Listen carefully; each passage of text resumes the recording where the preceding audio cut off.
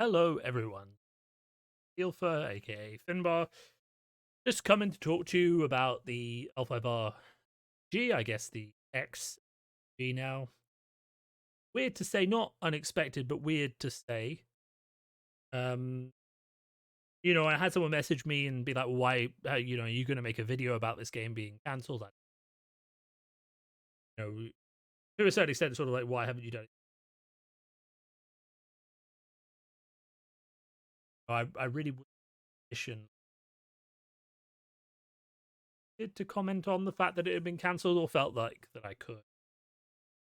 Being honest, last week I was already having a rough week.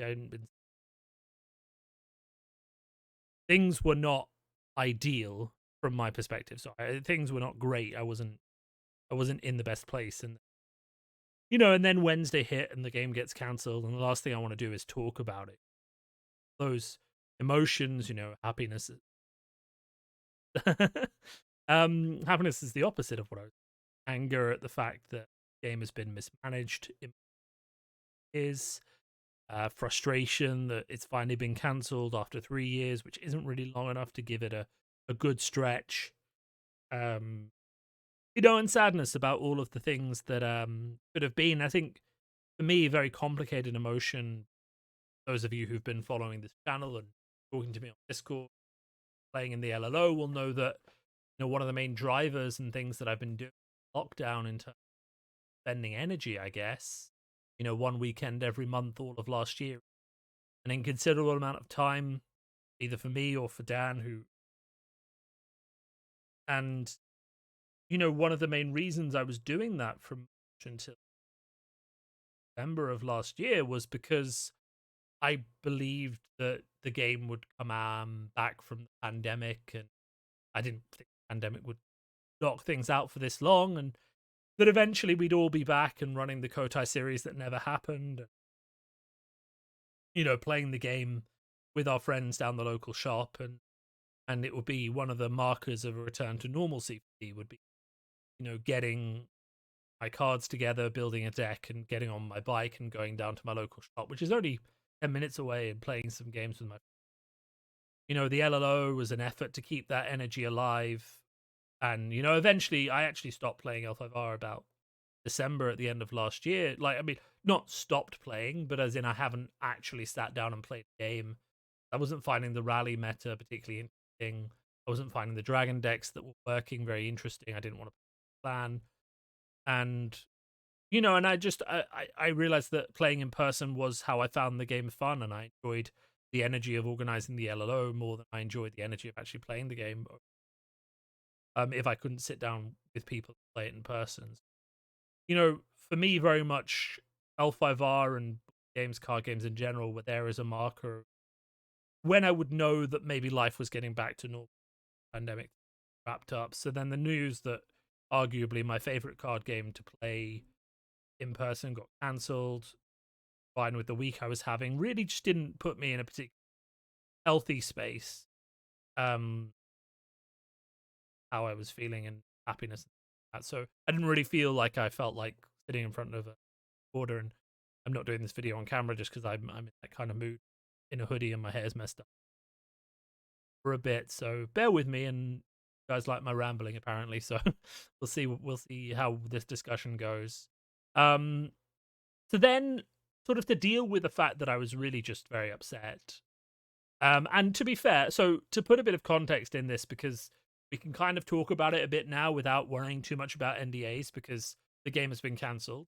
But, as a playtester for the game, I have been aware for a reasonable amount of time. I won't go into specifics, obviously, because I don't want to talk about this, but I did playtest Shadowlands, for example, and I wasn't playtesting a product after the Shadowlands. And as far as I was aware, because we knew the other playtesters as well, there wasn't another playtesting product on the table, at least for external play. So there was a bit of discussion theorizing that maybe FFG were doing internal playtesting for something, but things have been delayed. I know because Minnesota very caught up in the Black Lives Matter protests over the summer and the pandemic, and then working from home. And obviously, L5R is the, call it, second tier product at the studio. The Marvel products, the Keyforge products which we know Tyler got drafted into work on, and maybe new products for those games aren't being discussed, so they're not on his workload officially, might have been coming on that would have taken him away from that too. So, there was a reasonable idea that maybe there was something else happening that he couldn't talk about that had pushed back the development of L5R LCG to the point where we weren't playtesting. But of course, couldn't talk about that publicly. But that knowledge was there.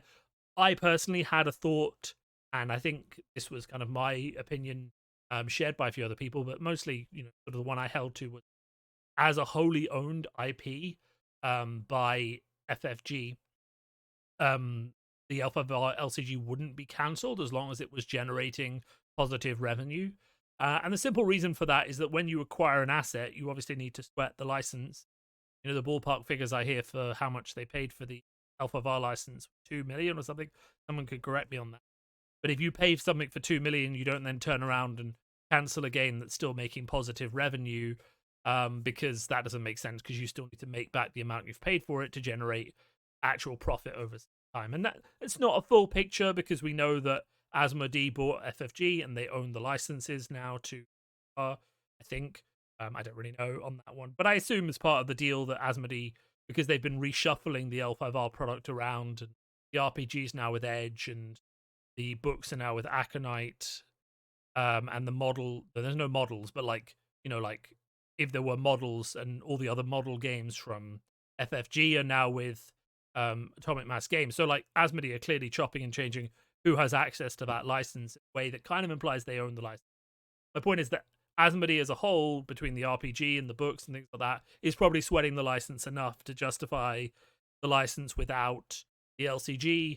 But it's still a bit of a surprise, because as far as I knew, just based on some rough maths we had done, based on the numbers that retailers pay distributors and distributors pay for the game and production costs, that the profit for the L5R game was still there, even if it only had a small base of like 2,000 or 3,000 players. But and when I say profit, I mean enough to pay Tyler and cover production costs and still make 100 to grand. So as far as I know, that the money was there, but maybe it just wasn't there enough during the pandemic.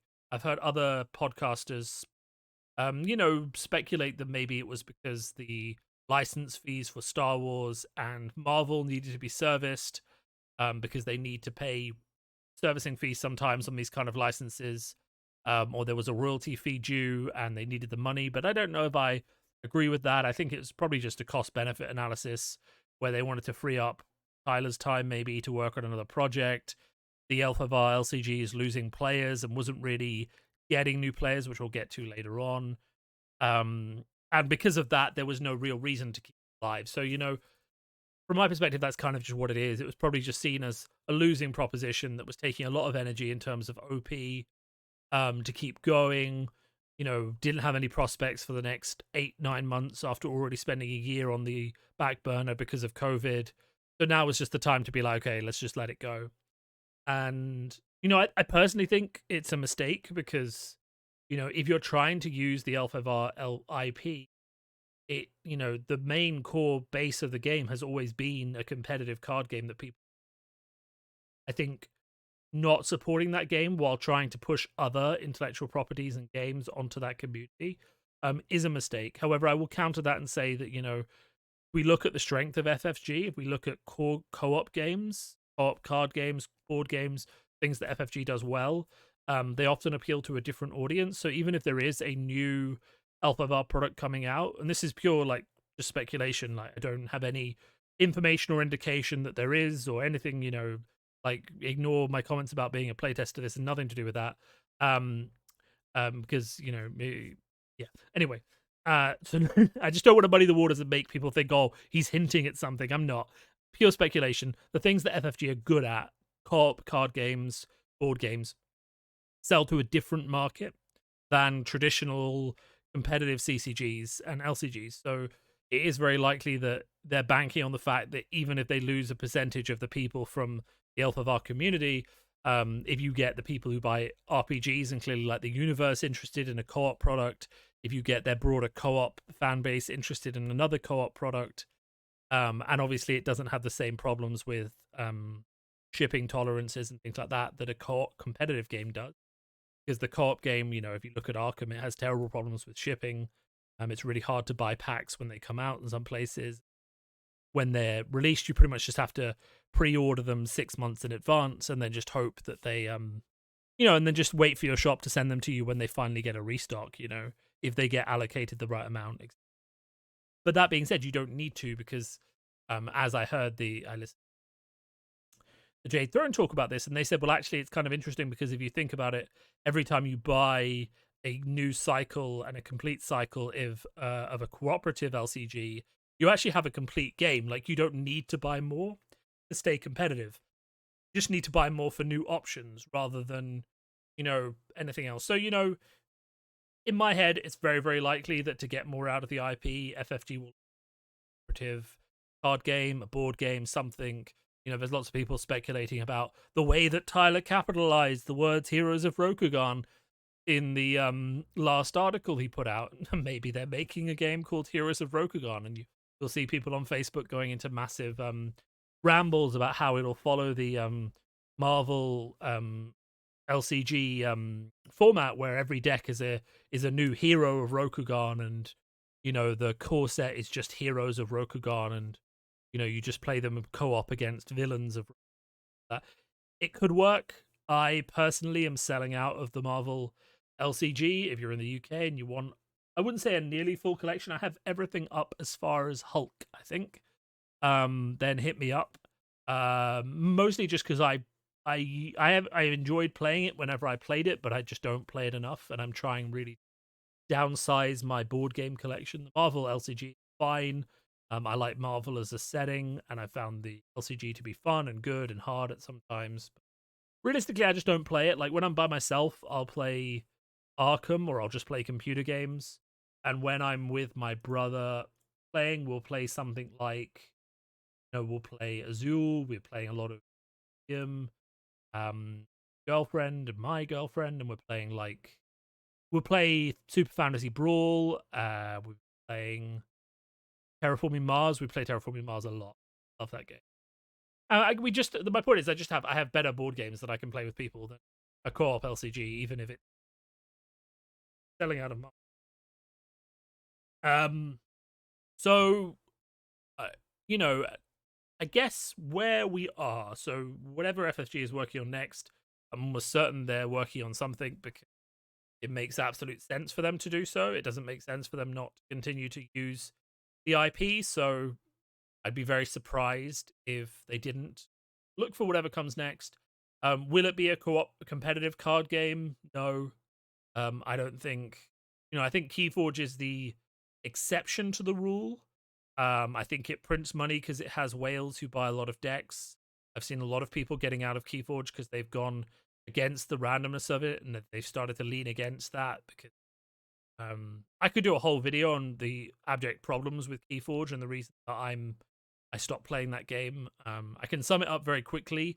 The lack of any ability to customize really damages the model. Because essentially, I don't want to buy a deck that is almost good enough, except that Brobnar is terrible, and then buy another deck which the Brobnar is amazing, but the rest of the cards are terrible, and then not be able to do something that leads to me having a good deck eventually. That was my problem with Keyforge. There was no way to get a good deck eventually, aside from just opening your wallet. So, no matter how many boxes you bought, I think I bought 5 boxes of that. Really, it was just a gamble. Do I get a good deck? So I wouldn't buy another Keyforge-like game. I do buy Arkham. That's a good game. I would buy potentially an L5R cooperative card game. Will I ever buy another competitive card game from FFG? The long and short answer of that is no. I don't think I ever will, and I think there's a few reasons, and we'll sort of go over them while we're talking about the reasons L5R, right? Because this is kind of, I'm probably going to finish my series where I review the core set cycle 1 and 2 and the core mechanics of L5R, and a lot of this might be covered again there, but I'll briefly summarize it. Okay. The core set for L5R was interesting, well designed by the designers who made it, mostly a group of very experienced cooperative with a bit of competitive experience and a little bit of experience in the designers. They did a very good job of capturing the base structure and the feel of the game. Okay, what they didn't do a good job on was balance and first two cycles of the game and understanding how the game would be, which is kind of excusable because you can never really understand the extent to how a game like this is played until people are playing it. But really, what is needed with any card game these days, because we're much better at making them, is that core 2.0 product. It is that product that says, okay, well, he designed this game. Core set was hit and miss. You know, there were too many overpowered, overcosted cards in there. There were too many rules that were just outliers and didn't really work properly. Too many little niggledy bits don't really work very well. So we're going to go back and we're going to take our 5 years, 3 years in this case of learnings. And we're going to make a new core set. We're going to tweak all the rules. We're going to relaunch the game into a 2.0 version. And that's when you get the actual really good game. Like AGOT got so much better with a 2.0 release because a lot of the rules problems, all problems from the first version, were actually fixed and tweaked in ways that made the game better. Similarly, we're seeing something like Ashes, Rise of the Phoenix board, come out with a 1.5 update where they take all the lessons learned from the first cycle of the game, they fix about 30% of the card base and change the rules, and then release an updated version of the game, still following the LCG model, but with a lot more, you know, robust rules, a lot more desirable effects now that you know how the game feels. So really, that's what needed to happen to L5R. They needed to, you know, sit down a few years later, i.e. now, and make a new core set that dealt with the rules problems, dealt with all the design problems, and essentially relaunched the game. And took as many of the old cards as were possible to bring with you, but ultimately cut out anything that, I mean, if Ashes does it with replacing 30% of their card base, that seems like a good amount to me. If you can go back to people and say, okay, well, 70% of your cards are still playable, just buy this upgrade, then you have a recipe for making the game better, and you drastically change the rules to deal with the framework. Let's break down. So that's kind of what needed to happen. Obviously, it didn't happen, and because of that, we're stuck with an unwieldy core set. It was impossible to get new players with because they had to buy 3 of them to get into the game, and they were also like £300 behind the product, which they would all have to buy to be on the level. The lack of a good entry product really, really hurts the LCG form. And I think at some point I've seen someone say they're going to do a video review of the entire LCG. I can just summarize it. Main problem: too much, not enough entry points, and not enough ways to try the game without deciding you're going to get into it. And Game of Thrones kind of did this, but they didn't really do it because decks weren't great. They had lots of one-offs, so you couldn't even put a good deck with them. When your ideal pack is a pre-made deck, right? The pre-made deck with all of the 2-ofs and the 3-ofs included as well, so you can chop and change your deck after you have it, which is like what Marvel does with their decks, where they give you a pre-constructed deck, but also has 3-ofs of all the cards that aren't 3-of the deck, so that you can change and build things later. And that's really the only way that entering an LCG works. If there is one product that's fairly cheap that someone can buy and actually get a proper game, or deciding if they go and buy, you know, 3 cycles, 2 deluxes, and all of that stuff. And, you know, and I think the games that will succeed in the LCG format will follow that as their marker. We've already talked about Ashes, but the thing about Ashes that's interesting is in the core box you get the dice and the 6 champion perfectly. Every single other expansion is a expansion with a full pre-constructed deck in. And then you get the deluxe expansions, which add new type of dice and a new deck. So every time you buy a deck, yeah, you do need the core set to play, but theoretically you don't need anything else to enjoy the game of Ashes. You buy champion, and then you have a deck that you can play with and you can customize. And that was what L5R always meant, always needed. And I said, you know, I said this last year to some people, but you know, it's still true now that if you had launched a new product for L5R in the vein of a clan pack, but also just a standalone deck for that clan, then everyone would have bought it. The old players would have bought it, the new players would have bought it, and you would have had a solid entry. Now, in my mind, actually even better for L5R, and people will disagree with me here, but I don't actually think that new players know what clan they want to play when they start the game. I would have built starter decks based around certain themes. So I would have built a starter deck based around courtiers, and I would have put a Crane Stronghold in there, a Scorpion Stronghold in there, loads of neutral courtier cards that were like slightly worse than what you get in the normal game, but still playable, and then some clan cards, and then just let them play with a pre-constructed deck of either Crane or Scorpion from that box, and then just, you know, they would decide whether they like the shady side of courtiers more, the honorable side. And you could do that for Bushi with Lion and Unicorn. Dragon and Phoenix are a bit tricky, but you could do it with Shigenja for both. Crab, there's ultimately going to be one odd one out, right? So you could just do like Crab by themselves as a standalone deck. But the point is that like, or you do Monks by themselves. But my point is like, you build those decks in such a way that players have two options for a pre-constructed deck that will let them play against anyone else.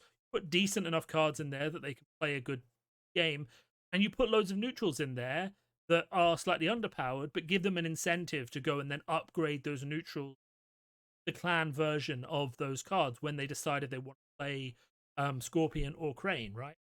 And something like that would have been a perfect entry product. But again, as we say, FFG are very bad at taking risks, learning lessons from risks, and taking the risks again.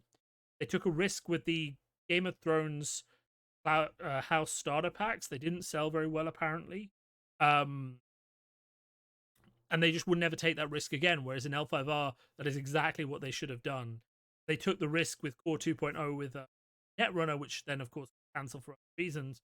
And they decided there weren't enough cards in L5R set, so they cancelled, theoretically, they're just rumors. They cancelled Core 2.0 in the L5R game. So, you know, when really what they needed to do to make the IP successful was to push ahead with Core 2.0 for L5R, remake rules, and, you know, and it's this point where things get a bit awkward because, and I'm sorry to Tyler because he did a job, but hire another fucking designer.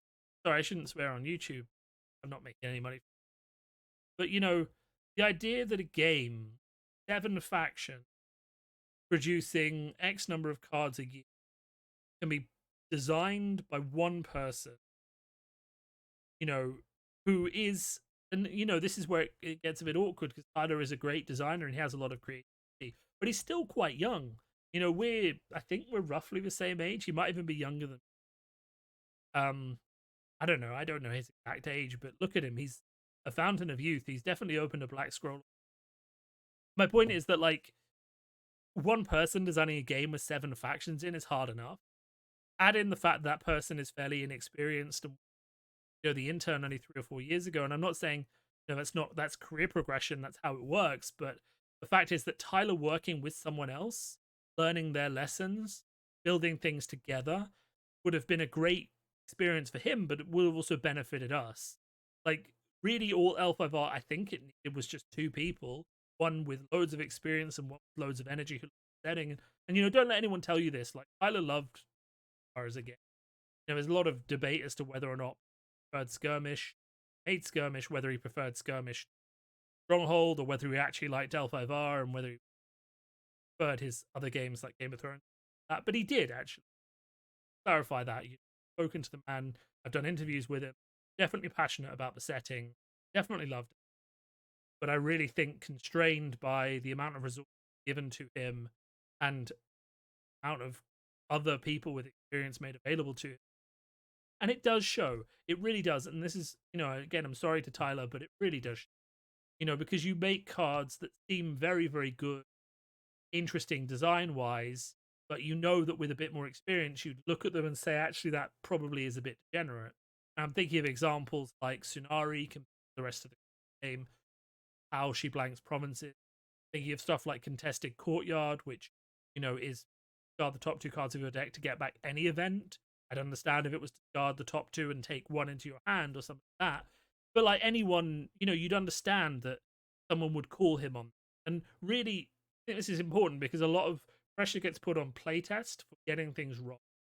And I just want to point out that by the time that playtest gets a set, and talking specifically about FFG, but just playtest in general, by the time playtest gets a set, it's already in the beta version.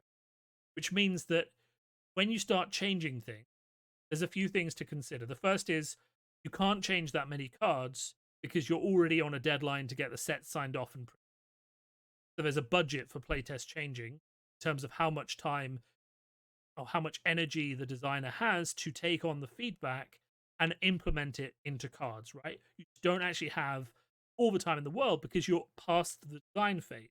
This is supposed to be the balance phase where actually the cards are almost done and you're just tweaking them. The second thing is to consider, right, and this is important, how it looks as a designer if you make tons and tons of changes at the playtest rather than earlier in the development side, right? If you're spitballing ideas in a room and some with another designer, and the other designer's like, "No, I don't think that's going to work," never makes it onto the design sheet, then it's just an idea that didn't work. If you take something to playtest and over like 30 or 40% of it gets changed because playtest, this is bad, this doesn't work, this is complicated, like then your ability as a designer is under question. And I'm not saying that Tyler had, ego problems or anything like that. I'm saying that you've got to think everyone ultimately is working a job for someone who's looking at your performance. And I know that if I was in a job and I was doing outputs and they were going to a survey panel or something like that, and every time I sent something to the survey panel, 30 or 40% of them were coming back and they were saying, "This is bad, this is bad, this is bad," then my boss would start looking at me and being like, "Why are you changing all of these things? Like, why are you not just doing it better the first time?"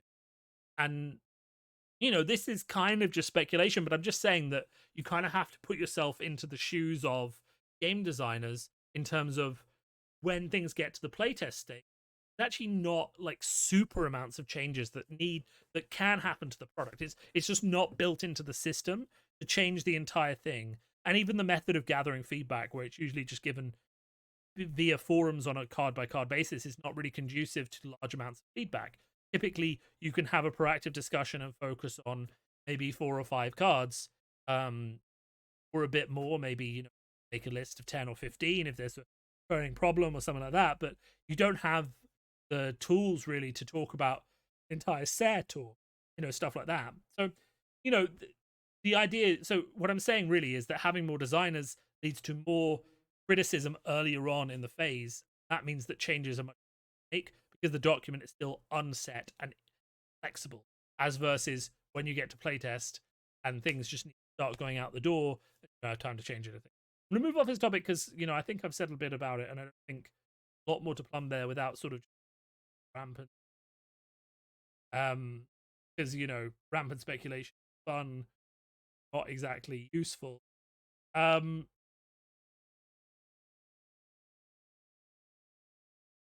I'm just trying to think if there are any other issues really with L5R I want to talk about in terms of why it fails.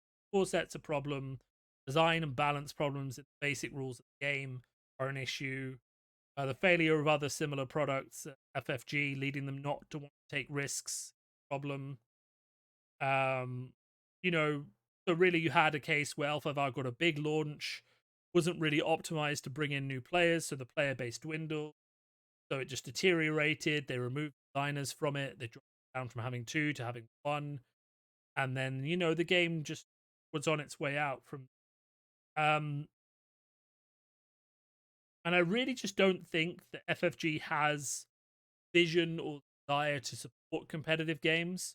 I think that at their base, and a lot of people agree with me on this, they are a board game manufacturing. I don't think they really understand the level of OP, support, balancing support, and like card design quality that needs to go into making a competitive game as versus a cooperative game. If you think about a company like Apple, who phones, their whole company is about making phones. If you look at the senior management of Wizards of the Coast, you'll see a lot of Magic people on there, right? Who are, well, I'm sure you'll see a few, especially in the scene, and I'm sure Magic has a lot of license wants to going, right? But if you look at FFG management, you don't see a long list of competitive card game players. You see board game makers, the miniatures makers we did before games started taking lots of projects. So really what we're talking about is it's kind of interesting because in my regular work, dealing with this a lot recently, where there are telecoms companies who want to start dealing with the fact that security companies are starting to sell telecom services, and they're like, well, how do I do that? And I'm like, well, it's kind of tricky for you because all of your salespeople are telecom sales. All of your senior management are telecom sales, telecom management people who don't understand security. All of your support staff and all sales staff don't really understand security either. Um, so you have a load of people who have zero knowledge, zero incentive to get it right because they're currently doing a very good job selling. And you're really facing this uphill battle where you lack both the expertise but also the enthusiasm to do a good job. And I think that that's really the problem that sets FFG with competitive games, is that the people at the top don't understand the importance of the OP program. They don't understand why the game needs multiple designers who are pushing for better balance, and they don't really understand why it needs more rotation and more cards and all the things that could be done to revitalize or save a game like that. And I think that lack of understanding at a core level is why that their competitive games are doomed to fail. And I say this, and I'm not trying to be doom and gloom for Keyforge, but I think as a Keyforge player, you should be watching what is happening to the other card games that FFG. You've had your own problems with organized play, but you should look at the problems that other less popular games had with all. And you should ask questions about whether the company you're buying from actually supports you and what you're trying to do. And because it is indicative of future trends. Will Keyforge just get a completely broken set that completely now Keyforge is interesting in that it is unique because a good deck is generated randomly, and you get a good deck, it could just be good or on the level that it is good at a competitive level for ages. But the fact is that if the OP is mismanaged, there may not be a competitive level to go to. So and it is worth noting as well that a lot of FFG's OP staff have been fired. Their head of OP left. A lot of their internal marketing staff and things like that have been let go pandemic, and have moved on to other jobs. Prior to this, a lot of FFG's OP in Europe, especially, were actually not. They were let go and encouraged to set up as independent contractors to sell their services as OP and events coordinators back to. So, and I know for a fact by looking at some of them that once pandemic hit, there was just no support then because you weren't an FFG employee. They didn't have to do anything. And a lot of those people have moved on to other jobs. One group I know have set up their own singles website. And what I'm kind of trying to say is that when the pandemic ends, even if they want to start OP back up again, they might not be able to. So that's just something to be wary of, right? Learn lessons that FFG don't seem to be learning for themselves, and just be worried for the future of your game. I'm not saying don't keep buying it if you're enjoying it. I'm not going to try and tell you not to. If you want to buy some mid-range Keyforge decks, I'm selling mine. But just I think anyone watching this company buying competitive products really just has to ask those questions: how much the company really cares about them in vision. Um, the same does not apply to buying cooperative games, board games. That is very much FFG's central vision, very much the products that they are good at making, mostly because balance and delivery times don't matter as much. So things can be a bit more wary, and the community is much happier to balance things by just not playing them. Whereas in a competitive game, that doesn't happen. So I'm just trying to think where to go next with this discussion because I'm not quite finished yet. I'm a bit disappointed this game only made it 3 years when the last game made it 20 years. But I guess I'll dedicate the latter half of this video to just talking about what comes next, because there has been a lot of confusion and discussion about what, I guess, it behooves me as someone who is involved in what comes to talk about what our options are without prejudicing or biasing things too much or talking in too many concretes about what actual options are and what we're going to be doing, because that hasn't been. But like last week, one of the things that actually brought me back from where I was the knowledge that, people who like card games have successfully made card games as a fan project. With my knowledge that the playtest was not running on anything. I grouped together a few other people who were playtesting, a few other people who were interested without telling them. I knew that the game was going to be. They agreed that it felt like FFG had been lackluster in their support of the game and thought that it might get cancelled soon without being on the inside as I was. And we started thinking about what a core 2.0 and that would look for. So when Wednesday rolled around, I put up an announcement basically saying, look, I know things are all doom and gloom, but some people have been looking into it for a while. It's not all terrifying. Um, and maybe there's something we could community to keep things going. Now, in reality, it turns out that my SNK Shoshi no Kie announcement was a bit premature because other people starting to think about their own things. But what it did do quite effectively was raise up sort of a flag saying, look, if you want to get involved in something else, come and join me. And it probably did stop quite a few groups from splintering off and doing their own thing. I know there were at least 3 or 4 that were going to. They jumped in on my server and said, okay, let's make one thing, let's get it involved. And then what it then turned into was a broader conversation because, unbeknownst to myself and a lot of the community, for the past 3 or 4 months, maybe 2 months, a group of competitive players, about 25 of them, have been sitting down and thinking, well, what are we going to do as a balance patch for this game if we were allowed to make drastic changes? And that's a very useful piece of information to think about. And these people called the Jade Court had been doing that. So they've been sitting down and thinking about it. And a lot of them, Eric's involved, former world champions, Sleeper as well, Louise, and, a lot of competitive players, Hadamoto's, things like that, who are very interested in how the game feels and the health of the game. And also, I should say, let's not be unfair to them. Yes, they are competitive players, but they're not unrelated or unconnected to how the game feels for other people.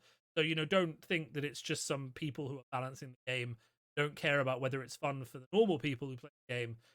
They are very intuit how the game feels just to play a few games on a Friday night. So, they were making their own balance patch list.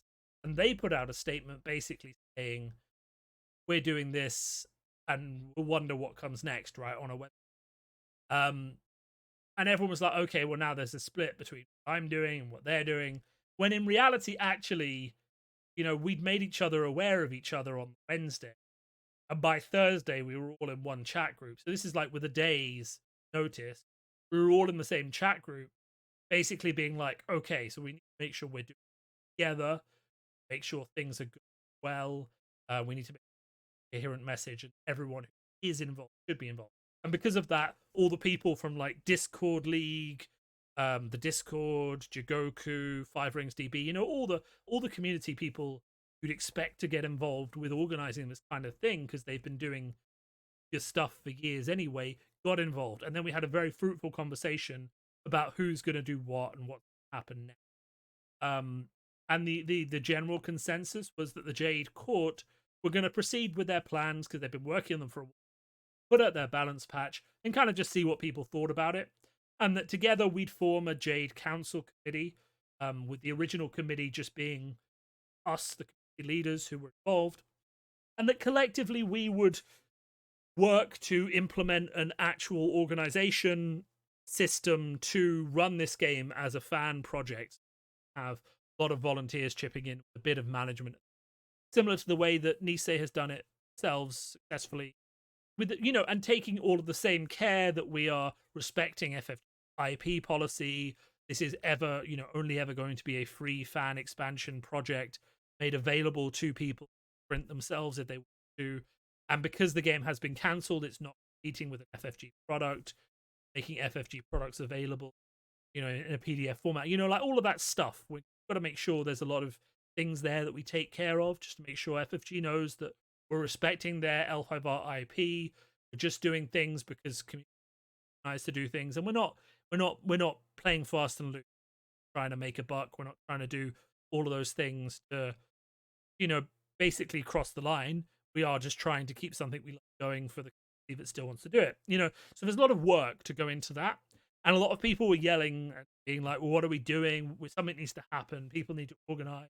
All on Tuesday and Thursday and Friday last week, when ultimately what really needed to happen was people just needed to calm down a bit, let the community lead who'd already been talking about this actually sit down and figure out what needs to happen and do a bit of preparation in the background. So then what happened was I spent most of the weekend, because this is the sort of thing I'm quite good at.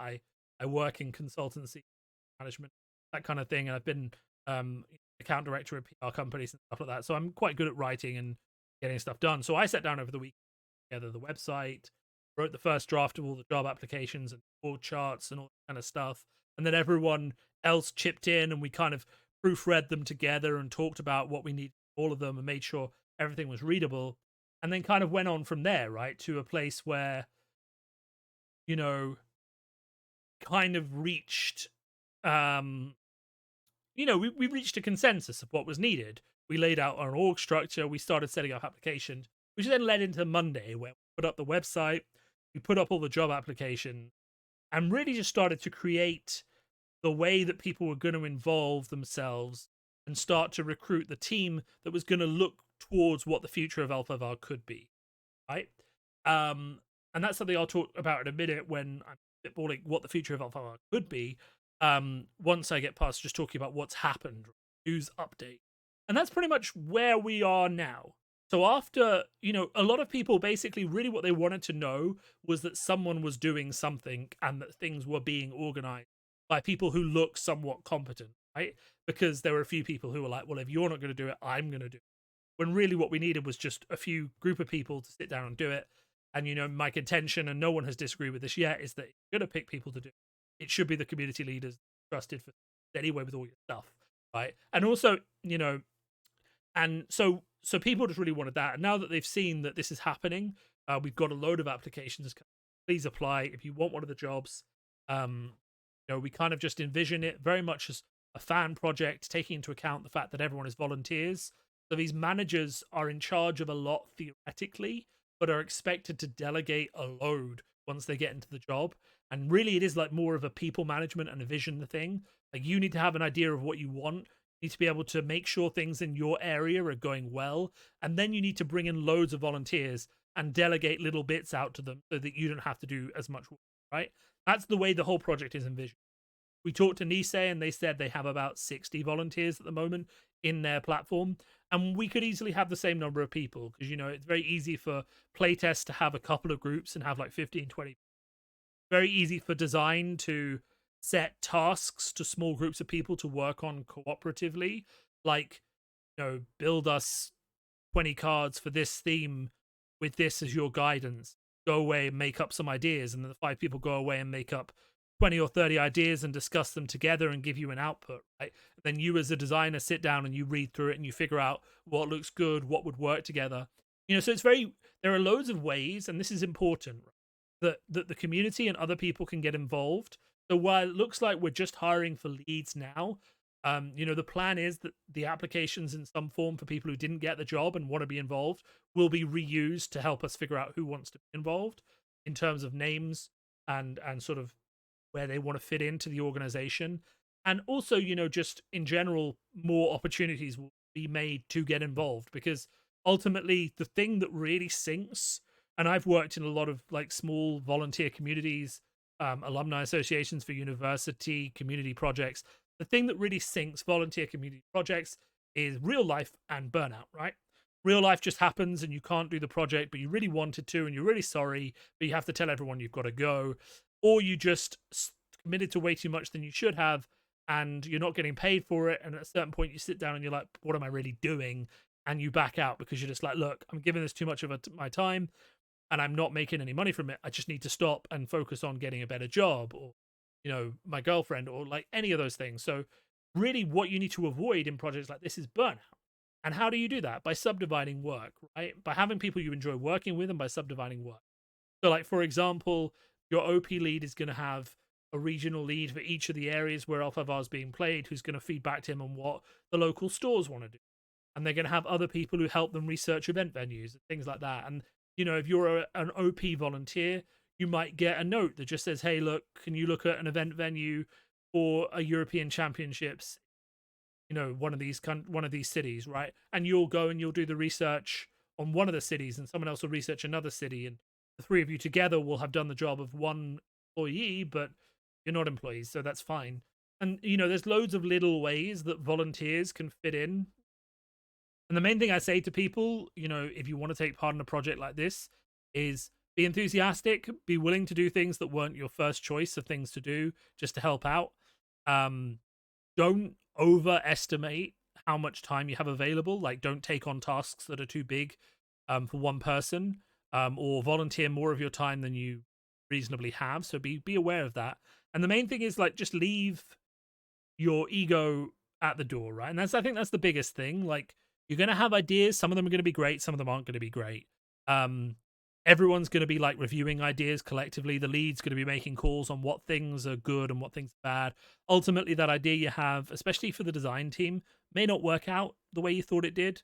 There's a specific way that the organization is structured, where there's a design team, there's a development team who's responsible for playtest, and there's a balance team, and there's a rules team, and there's a Jigoku team, right? Okay. There's loads of other teams as well. There's our ethics officer, we might rename that title to the EDI officer, which is ethics, diversity, and inclusion, which I only found out is the proper acronym, but we've got it ethics and conduct, but it's the same thing. And there's loads of other important roles, but if you think about those 5 and how they work together, right? Your design team will design the first pass idea of the card. Your development teams are the guys who are going to take them away and play. Then your rules teams and your Jigoku teams are going to review them to determine 2 things. Does this match with rulings, or does this cause too many headaches? Does this require rules to be rewritten? Is this templated and written properly? Rules team. And the Jigoku team, is this implementable? Is it implementable easily? Does it make sense within how the game is actually written on Jigoku? And all these teams are going to have feedback on, like, whether or not the design of cards get changed, right? So if you were working on a design team, say as one of the volunteers, and you put in a great idea and the lead designer loved it, and you were and it was really excited because it was actually in the list that was going to be included in the final set, right? But then someone from the balance team comes along, not the balance team, the development team comes along and says, actually, I don't think that works very well, and tweaks it. And then you're like, okay, but they've tweaked it a bit, but it's still the same core card. I can deal with it. But then the Jigoku team comes along and says, but we can't implement it that way. And then it gets tweaked a bit more. And then the rules team comes and goes, well, look, it's great, but it's not templated properly, and changes it again. And suddenly your great idea doesn't look anything like the way you came up with it. Now, obviously, how do you handle that? Some people get frustrated, but other people would try and step back and see card as design. So if you think about how volunteer organizations work well together, wherever they're successful, there's a lot of give and take. There's a lot of people working towards a shared goal and not focusing too much on what they're doing and how good what they're doing is over the success of the whole. I think make or break the Jade Council, the new effort is being called. It really comes down to a few things for me. Who's running it is one thing. Please apply if you think you'd be good at running. And then there's a few other things. How cards are designed, what order they're designed, and how OP handles how OP manages people's desires to keep playing the game with their friends, right? In an ideal world, OP would be running store events and things like that within a year or so people could still have that feeling of playing L5R with their friends, and the design team would be putting out update packs and things. So I think that kind of covers the Jade Council, the new theoretical idea, and I don't want to talk too much about it yet because beyond talking about how it's currently come to is, because that's the part I've been involved in, and I think it's good for people to see under the veil to that extent, that they're how people come together, how we're working together, and where we decided to go. This template, with lots of advice from them, by the way, so a shout out to them because they've been in touch and we've been talking, and there may even be understanding of what we're doing about what's good advice and what best practice we need to follow to avoid stepping on FFG's toes and do it a good job. So that's been really invaluable. So props to them. I play Netrunner, great game, and I'm really pleased with what they've done. They're releasing the new system gateway for new players. So if you're ever interested in Netrunner, that's basically a core set with new runners and stuff like that. So it might be the perfect time to give it a try.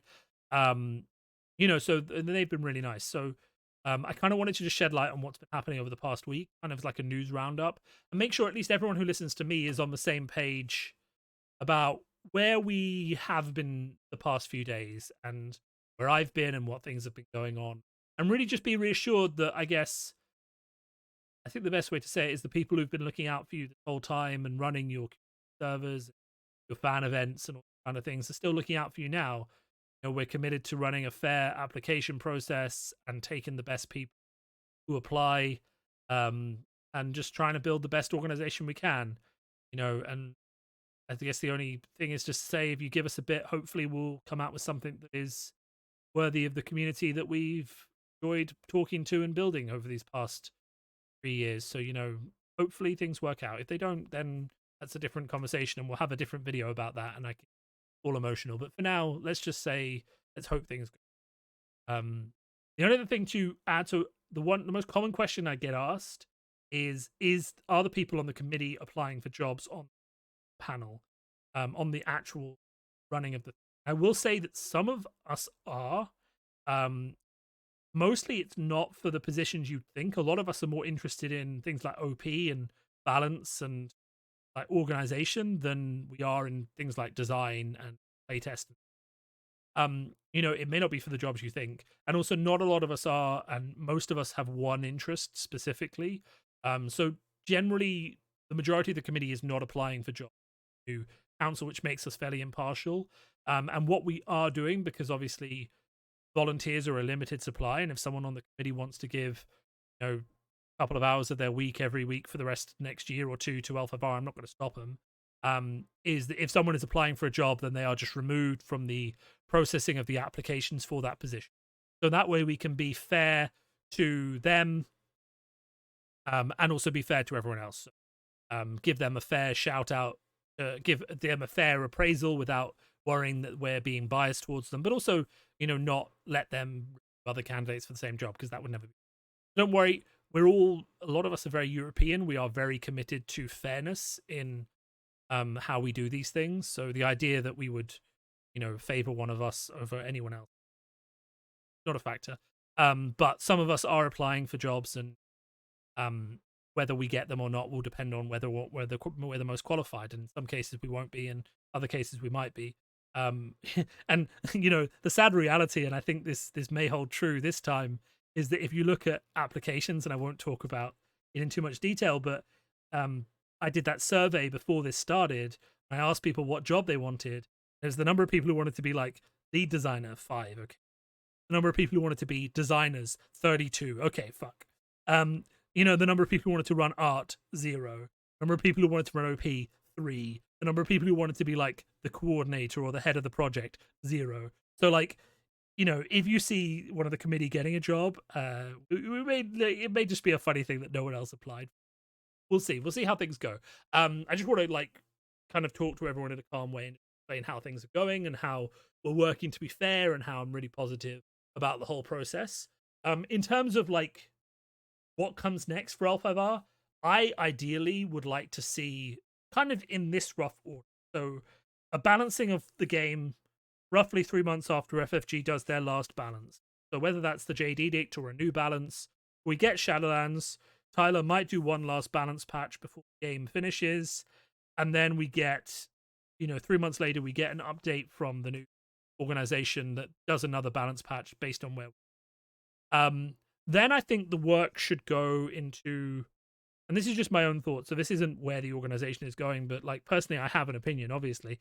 I think that you've got to think, so development should start on ideas for new cards, but simultaneously to that, I think multiple playtest groups should be set up to analyze the rules of the game, specifically areas where the rules lend themselves to complexity without adding a lot to design.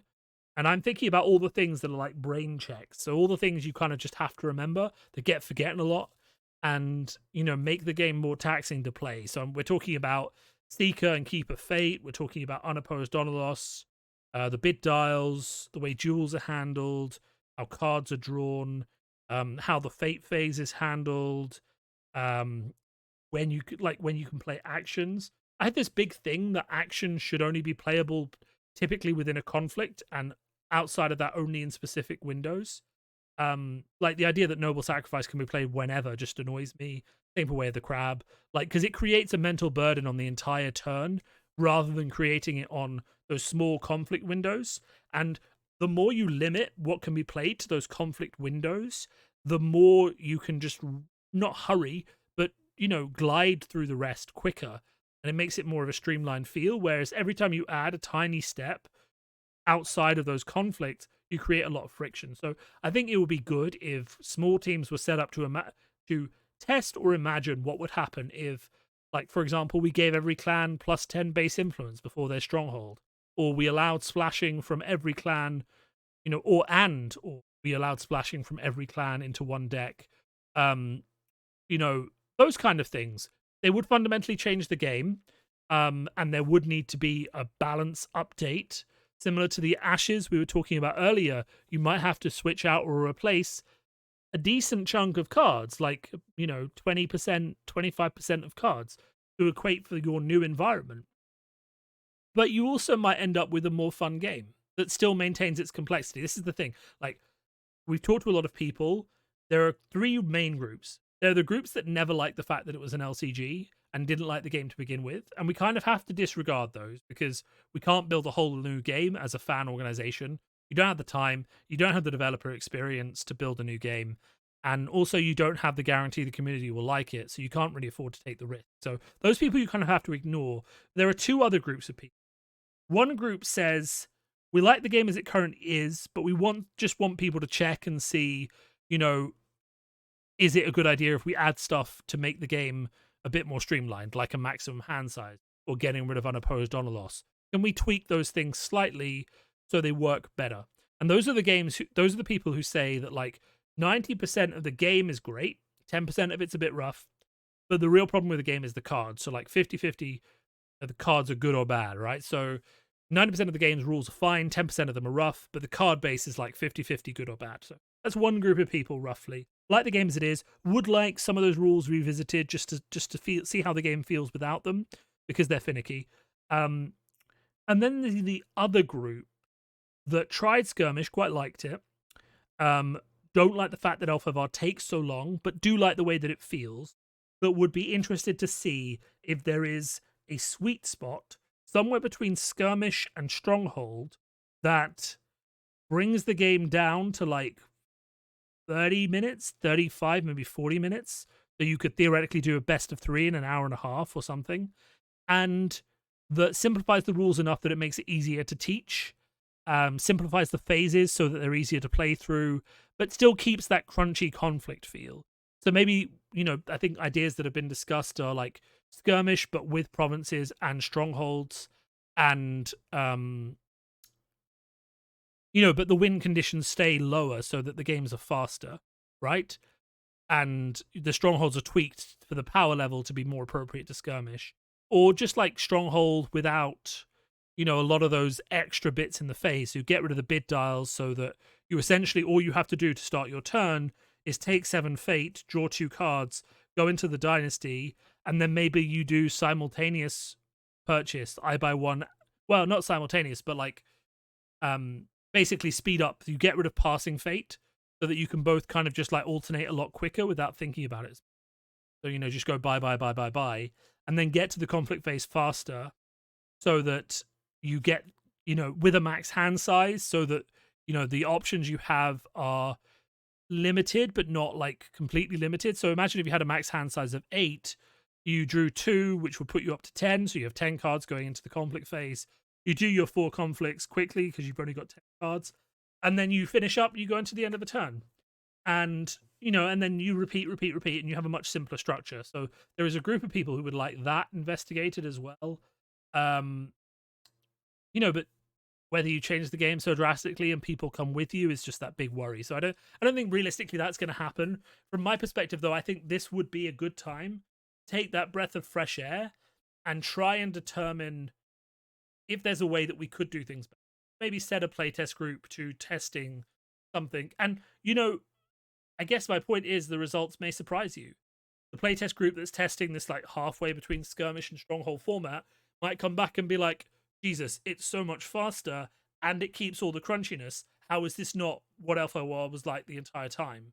And they might take that out, and if they're really positive, you could do an open beta where you could say, look, this is what we're thinking, and people could test it, and they might say, hey, wow, that's amazing. So you don't know. There's a lot of freedom that we have now to tweak and redesign and rebalance the game that we both need to be cautious with, but we can also experiment with the understanding that if the experiments don't work out, we have a core game that's solid that we can design for, as long as you don't waste too much time experimenting on it. So experiments like that would be great. I'd love to see them. But assuming they don't, right? Assuming the game continues as it is, I think things like max hand size are being discussed anyway, as a change to the core game, just to make it so you don't have those 20 versus 20 hand conflicts that take forever. But maybe it's at the end of a turn there's a max streamline. Anyway, but stuff like that is being discussed.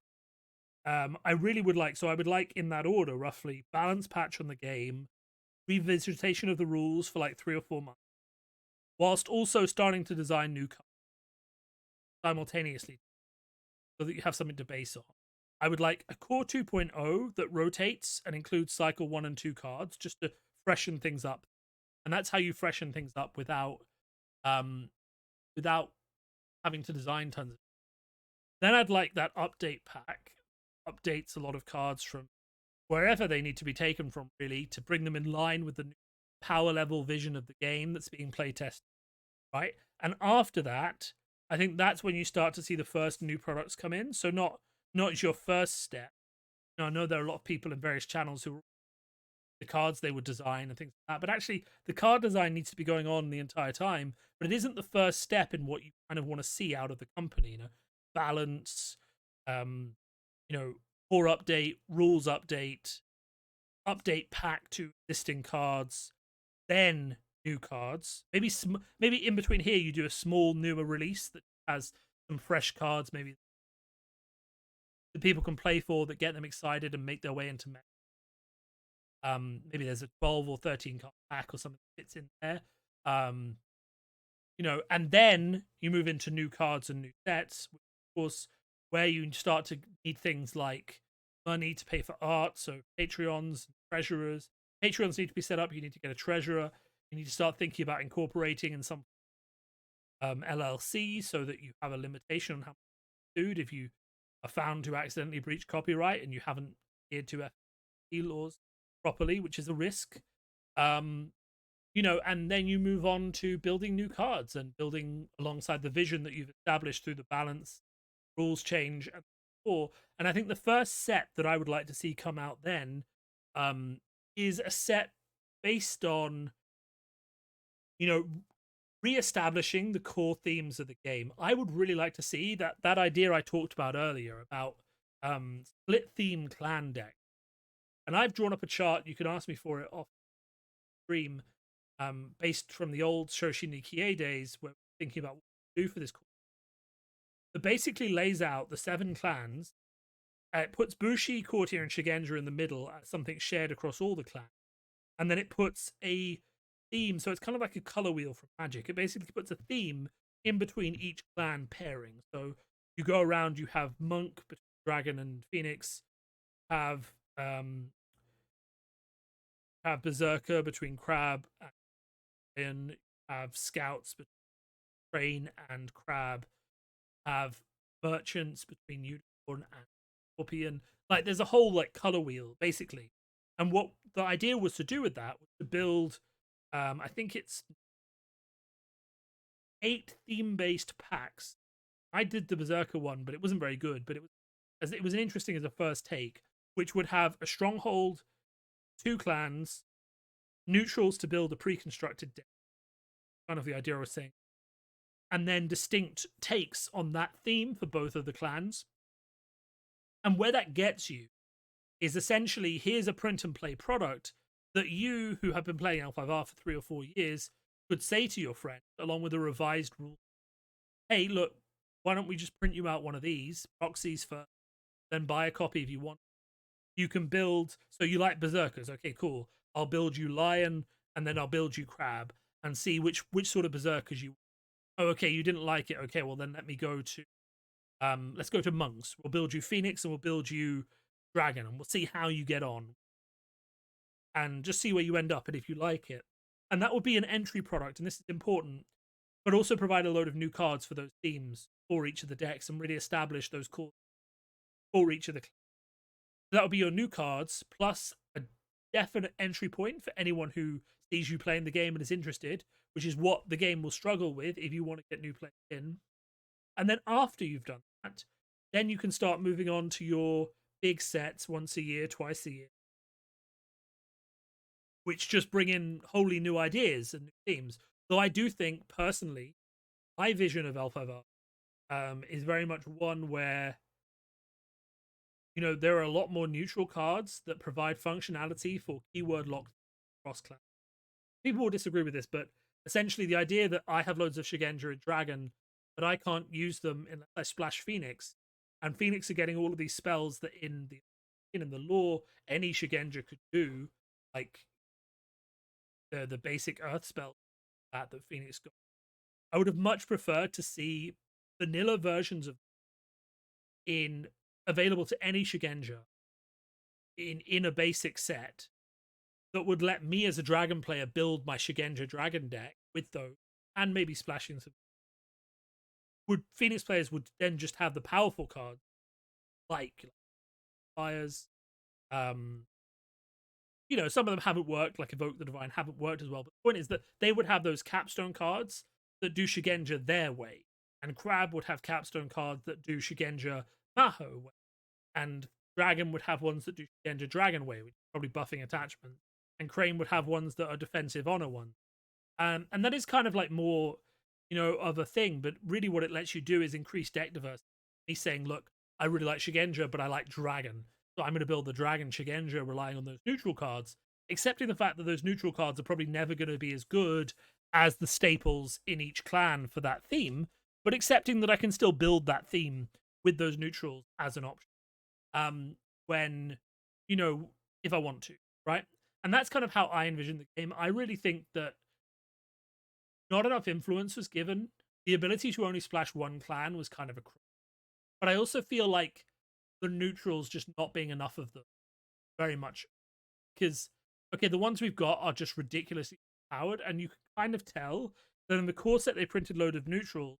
They made them too powerful, and then they just dialed back from producing neutrals for fear that they were going to be too powerful, just like the core set ones. When really what was needed is just for slightly like, you know, like for example, you have Hurricane Punch, which says +2 if you play a key or draw a card, right? You could just have Flame Fist, which is just give a monk +2, right? Or has some basic effect. Bonsai gives +2, then +4. It could have given +2, and then lose an honor to give +4 to a Bushi. Something like that, you know. There's all these little ways of tweaking these cards so the neutrals are not overpowered, but fit in lots of little decks in lots of different ways without becoming ubiquitous. And I think that's really what the game was missing. So I would like to see personally the game redesign that ethos in mind. And I think there reaches a point where, and I think Nisei have done this, where you kind of just have to look at the card pool as it is, where you want it to be, and just kind of like throw out the ones that don't work, update them where possible, just move on. And then that's what comes after that. So you do that base set, which has all these themes fleshed out for multiple clans, and gives you like 2 or 3 different decks per clan that you can now build with all the out cards. And then you move on to, okay, now we've got some cards out, we've got our new rules, we've got our new balance ideas, we've got our vision for the game. Now we can go back to all of the cards that people are using from the old set that are causing huge problems that we haven't already addressed, don't fit with our design, and we can just chuck them away. And because we've given people something else. And hopefully at that point, you've earned enough of the confidence that the people who are sticking around will trust your decisions, even if, you know. That's kind of it. I'm at an hour now. I know I've been doing videos, but according to my metrics, more than I thought watch the entirety of the video. Like, some people only make it half an hour, and that's perfectly fine. Obviously, those people won't know that I'm talking about them. They're not here. But a good, like, 40% of you have actually been watching my videos for the full, like, hour and a half. And, like, you know, like, I'm just pleased, I guess. I've been doing these videos for a while. I know that people like listening to them. I know that there are some key points people like to hear and stuff like that. But I guess it's just, given the week that's in it, the fact that like 30 or 40 people who are just willing to sit down and listen to me talk for an hour and a half about a game we like together is just kind of endearing. And obviously, if everything goes tits up, I'm probably not going to be making any videos about L5R, but I think in the short term, I'm going to finish my course cycle 1 and 2 series. I may record this weekend. I need to see if B's around, Dragon together. And then I'll move on to the other clans and I'll do my mechanics review. I think that'll be in. The only other thing really that's on my cards is someone has asked to join them, Tyler, which I might agree to. But it depends on time zones. Um, and then I'll just probably, depending on how involved I get, I don't think I'm. Um, I guess it depends how many people apply for the jobs and if I think I have to do one because no one else has applied. But I don't think I am. But I may not be like as involved with LR, but I'll still be on some capacity and covering updates as they come. But maybe it just won't be as regular because I've never been a regular content producer. I know how I like to do it. When I come up with an idea for a series, I'll do that. I just won't make a video every week for the sake of it. I don't mean spreading messages around the community, but I want to have something to say before I do it. I don't speak their minds too. So yeah. Thanks for listening. If you made it this far, it's already 10:30, so I'm games and go to bed, but conversations I have with you, comments, talk to you soon. And hopefully the L5R thing will keep going in some form we can all be proud of and enjoy.